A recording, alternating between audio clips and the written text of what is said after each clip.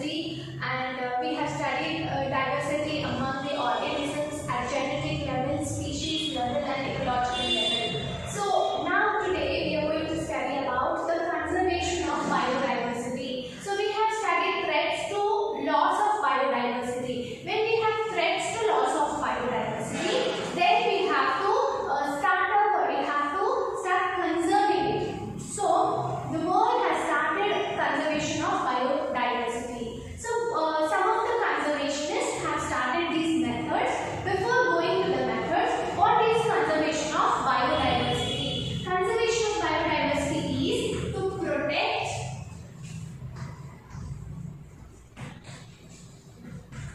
biodiversity. So for protection of biodiversity, conservationists are the people who will be conserving coming up with various ideas for conserving the biodiversity. So conservationists have selected some regions in the world and given the name for them as a hotspots of biodiversity. So they have selected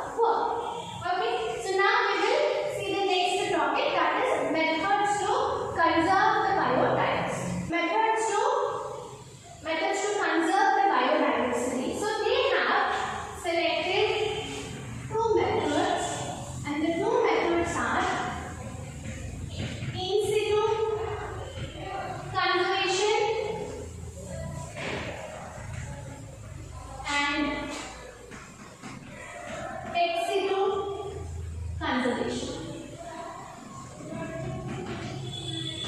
Okay, so this is these two are the methods, and the idea is in situ.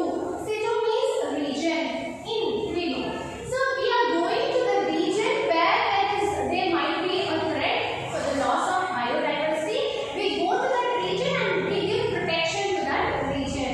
So that type of conservation is called as in situ conservation. So we are protecting the flora and fauna, plants and animals in a particular region. We are not disturbing them. We don't disturb that region. We go and give protection to that region. So that method is called as in situ conservation.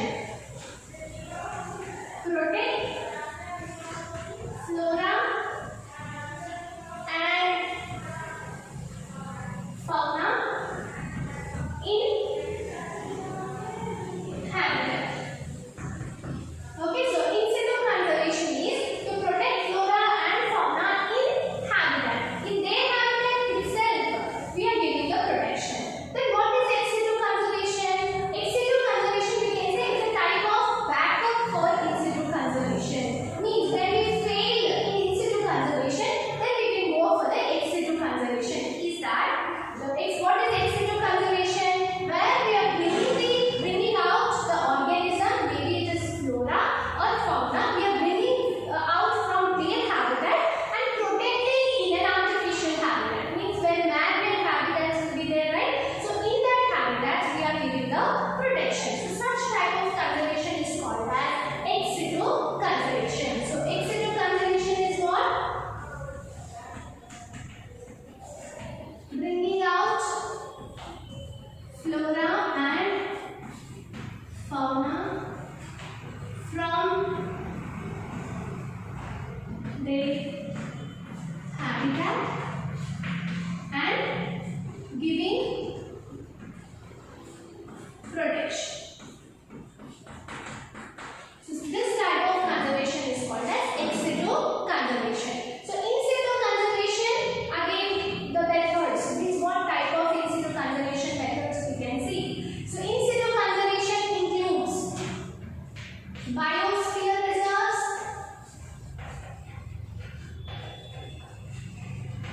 that is one way they give protection. Then next, national parks, that is one type of conservation method. Then sanctuaries and sacred groves.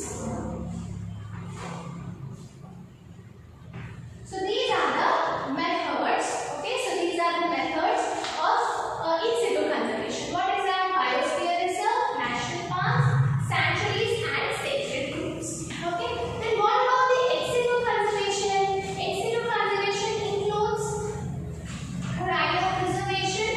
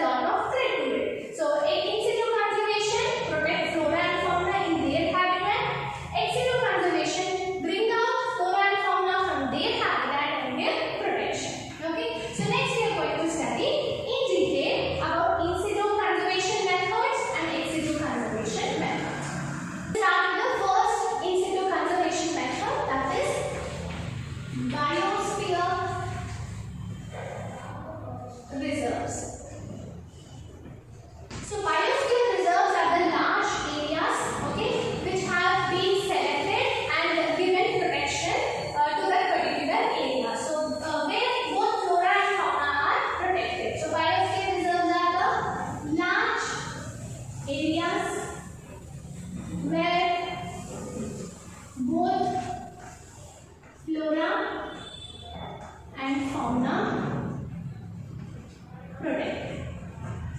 So we have studied hotspots. Totally there are 34 in the world, right? But again in the hotspots they have divided the regions into different types of methods, and then they are giving the protection.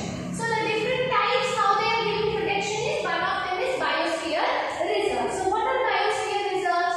Within the hotspots they have again divided the hotspots into various methods.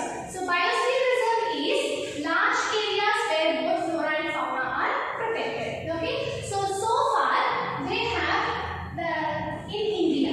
So we are going to study in India how is the in situ conservation. So in India so far they have identified 41 biosphere reserves.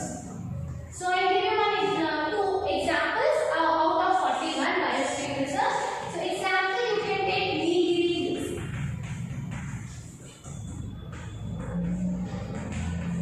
Then Gulf of Mannar. Okay. Then in towards the south, if you see Seychelles Hills.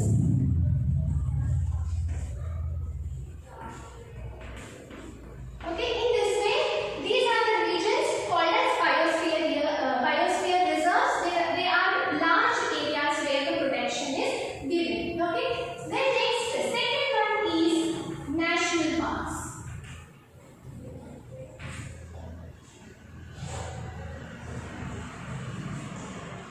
So national parks and reserves, they both are almost same. The only difference is biosphere reserves are large areas and the national parks are little bit smaller area than the biosphere reserve. So the area wise differentiation is there, but this also gives protection to both plants and animals which are under the threat. So national parks are also, they are the small regions than biosphere reserves.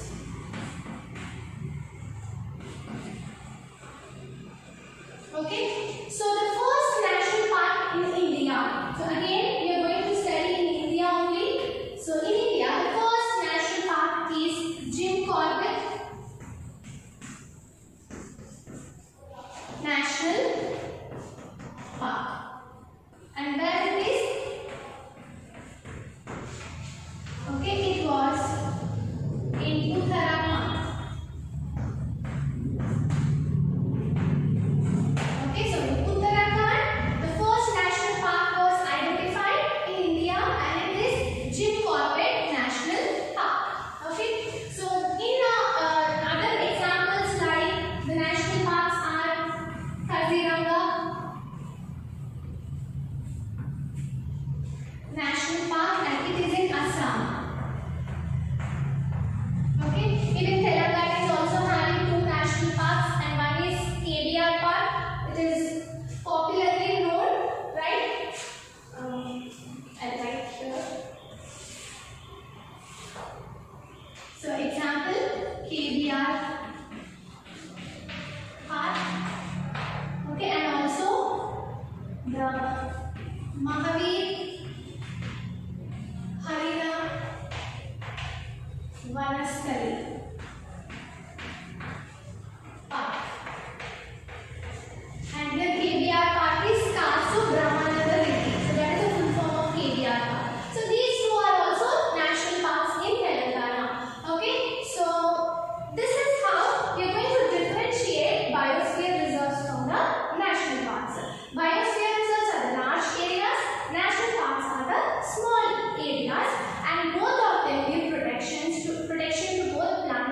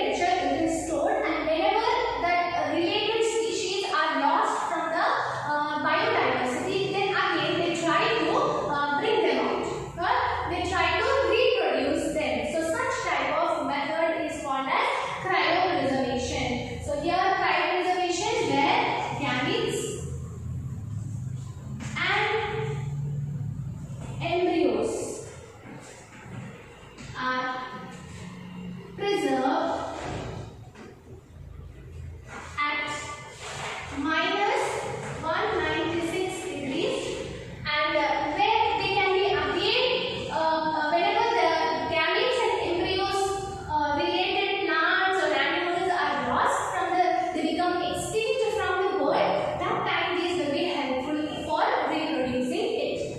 Then next, zoo parks. Okay, so zoo parks where we bring out the animals from a particular region and we give them protection. So such type of regions are called as zoo parks. Okay, so why it is included under ex-situ is we are not protecting the habitat, we are bringing them out from the habitat. So that's why it will come under ex-situ conservation. Okay, so zoo parks where animals are protected. Okay, next, seed bank or gene bank.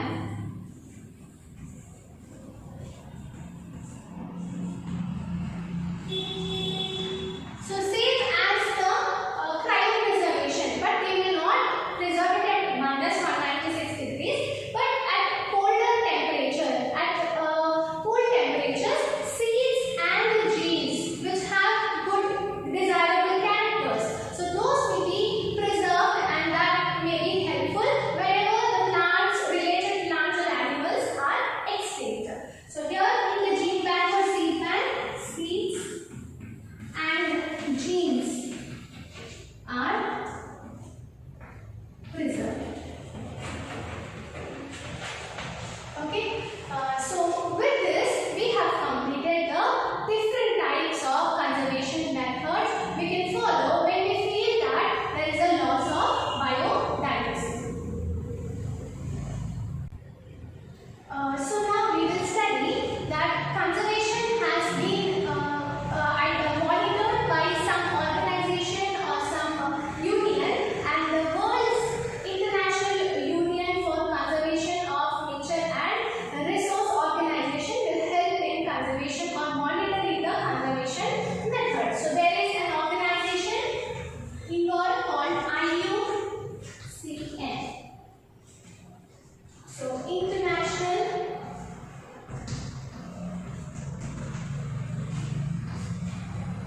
Union for Conservation of Nature and Natural Resource. So this will be monitoring the conservation.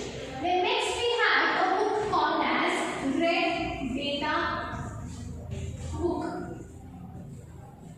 So Red Data Book is a book where the endangered species will be listed or they are recorded. So endangered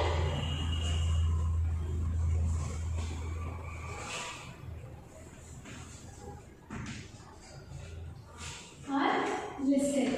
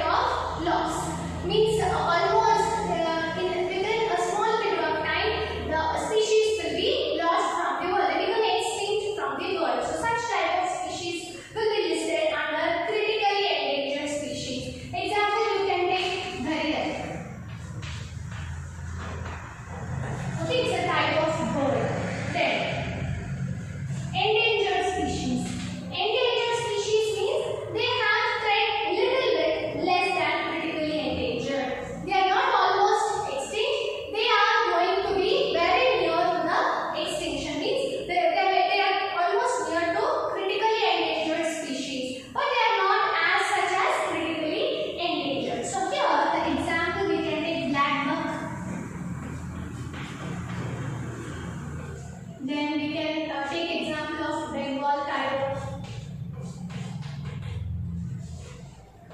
Okay. Then next, vulnerable species means they have very less threat when compared to the critically endangered species.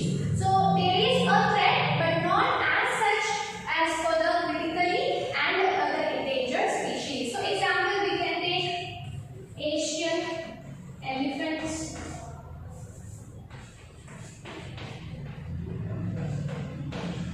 spotted deer, spotted deer. So these are the vulnerable species, means there is threat to them but not at high level. In this way, the endangered species will be listed in the red data book. Critically endangered, endangered and vulnerable species. So as we have studied that there is a monitoring unit in the world, that is IUCN. There is a book that we are going to enlist all the endangered species and we have an idea to protect them. Even India has produced one legislation to protect the wildlife. So what is that legislation? So it is Wildlife